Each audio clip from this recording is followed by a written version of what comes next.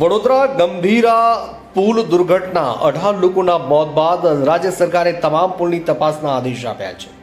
આ તપાસને બદલે બનાસકાંઠા જિલ્લા પુલોની સલામતી તપાસ અભિયાન શરૂ કરવામાં આવ્યું છે, જેના કારણે ડીસામાં પુલોની સલામતીની ચકાસણી કરવામાં આવી। બનાસ નદીના 3 બ્રિજ અને એલિવેટર બ્રિજનું ડીસા પ્રાંત કલેક્ટર નેહા પંચાલ દ્વારા નિરીક્ષણ કરવામાં આવ્યું। ડીસાના સબ ડિવિઝન મેજિસ્ટ્રેટ અને માર્ગ મકાન વિભાગના અધિકારીઓની ટીમને વિસ્તારમાં મહત્વપૂર્ણ નિરીક્ષણ કર્યું।